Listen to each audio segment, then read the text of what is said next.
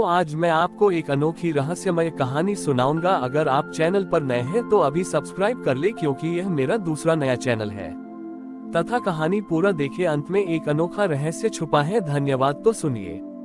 गंगा और यमुना के संगम के पास एक छोटा सा नगर था, जिसका नाम था प्रयागपुरी। इस नगर में एक बहुत ही कुशल मूर्तिकार रहता था, जिसका नाम था दामोदर।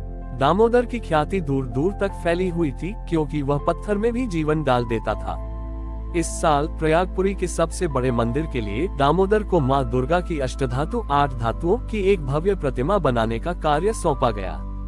ये कार्य बहुत कठिन था, क्योंकि इसमें केवल धातु का मिश्रण नहीं, बल्कि धातुओं को सही समय पर और सही विधि से पिघलाना भी शामिल था, ताकि मां का दैवीय तेज प्रतिमा में समा सके। दामोदर ने 9 महीने तक घोर तपस्या की तरह ये कार्य किया। उसने सोने, चांदी, तांबे सहित 8 धातुओं को मिलाया और अंत में एक अत्यंत तेजस्वी, अद्भुत प्रतिमा तैयार की। दुर्गा पूजा से ठीक एक दिन पहले, जब प्रतिमा को अंतिम रूप दिया जा रहा था, दामोदर ने देखा कि प्रतिमा के बाएं हाथ की सबसे छोटी उंगली पर एक छोटा सा धब्बा रह गया है, जो धातु के मिश्रण में आए एक नगण्य सी कमी के कारण था।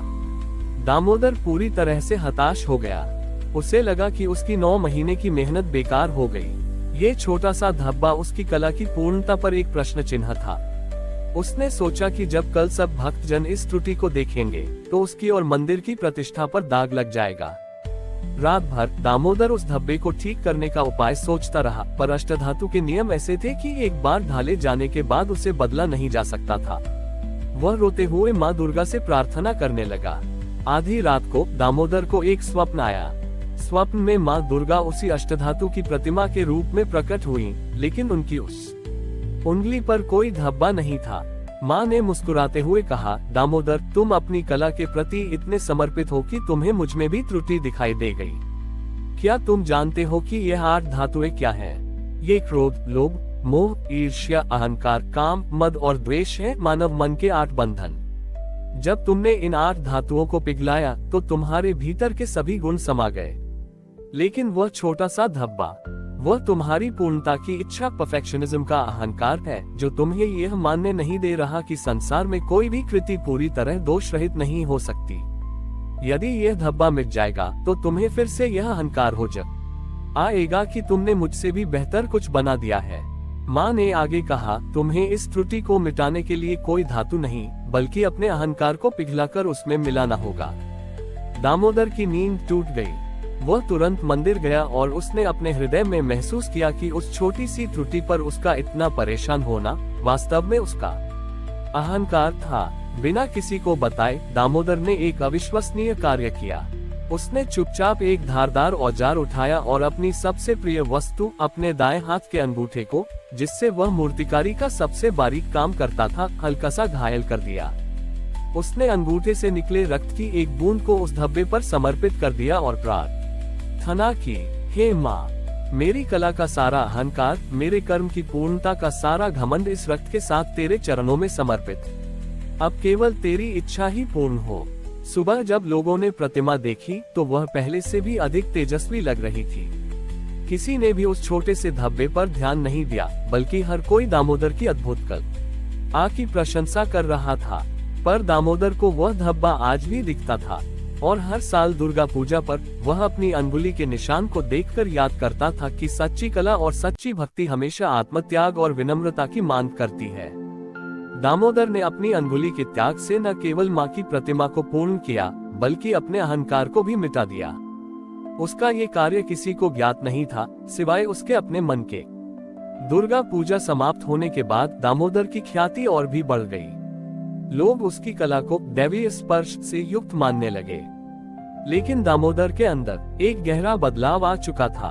वह अब पहले की तरह अपने काम का दिखावा नहीं करता था। एक दिन प्रयागपुरी में भयंकर सूखा पड़ गया। खेती सूख गई और पानी के लिए हाहाकार मच गया। लोगों ने मंदिर में आकर मां दुर्गा से प्रार्थना की, पर बारिश नहीं हुई। गांव के धनी सेठ, जिन्होंने प्रतिमा बनाने के लिए सबसे अधिक दान दिया था, दामोदर के पास आए। उन्होंने कहा, दामोदर, तुमने इतनी चमत्कारिक प्रतिमा बनाई है, अब तुम ही मां से कहो कि वह हमारी विपदा दूर करे। तुम ही इस प्रतिमा को छू सकते हो, तुम्हारी कला में दैवीय शक्ति है।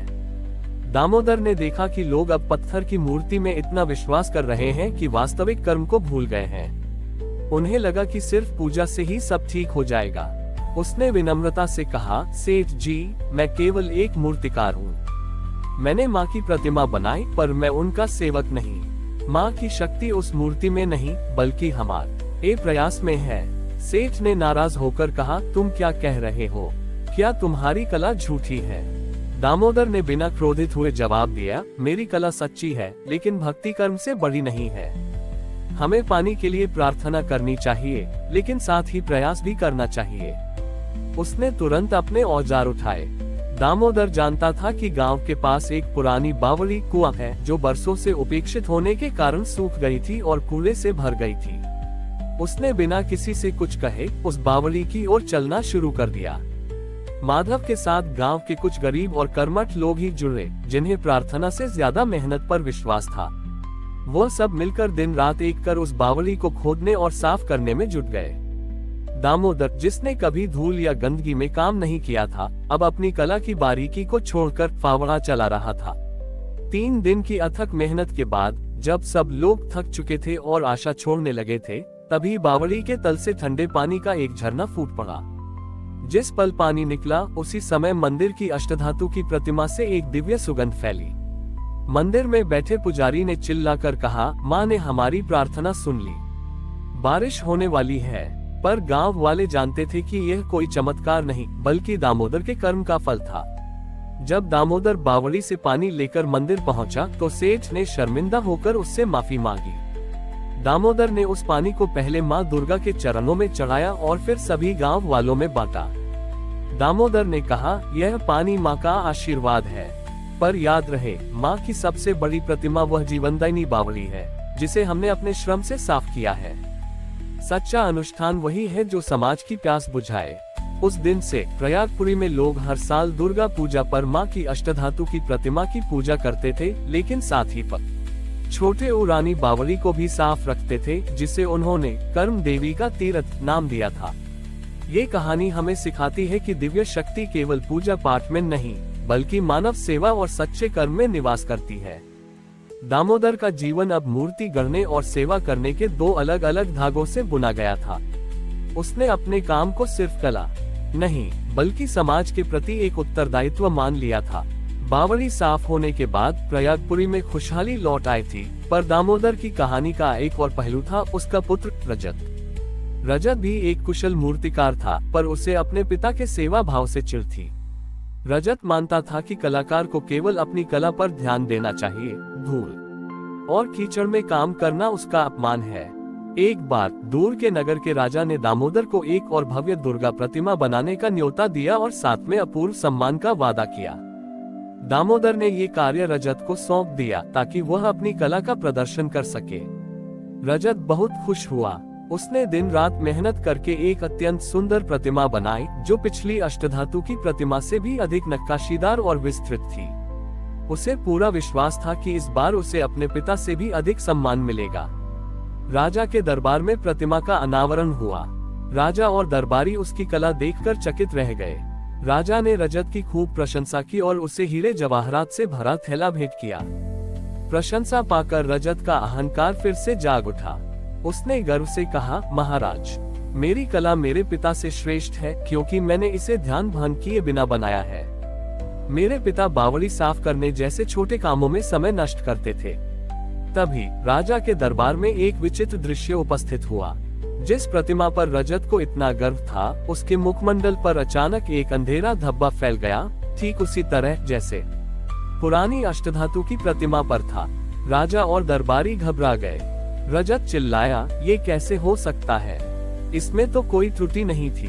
तभी भीड़ से निकलकर एक साधारण साधु सामने आया, जिसके हाथ में लकड़ी की एक पुरानी खुरपी खुदाई का औजार थी। वह और कोई नहीं बल्कि दामोदर था, जो चुपचाप अपने बेटे का काम देखने आया था। साधु ने राजा से अनुमति लेकर प्रतिमा के पास गया और रजत से कहा, पुत्र, तुमने इस प्रतिमा में अष्टधातु तो मिलाई, पर 9वीं धातु नहीं मिलाई।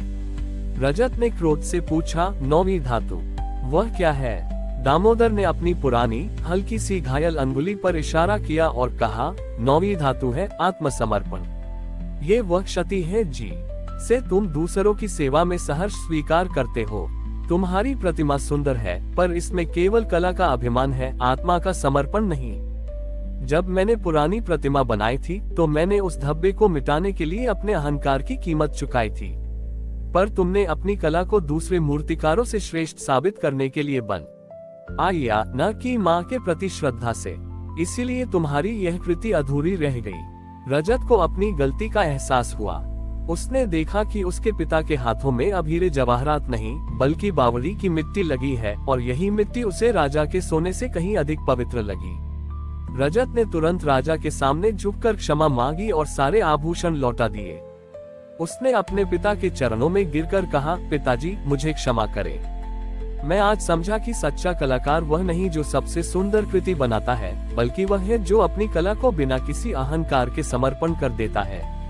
उस दिन से रजत ने अपने पिता के साथ मूर्तिकारी और समाज सेवा दोनों को अपना लिया।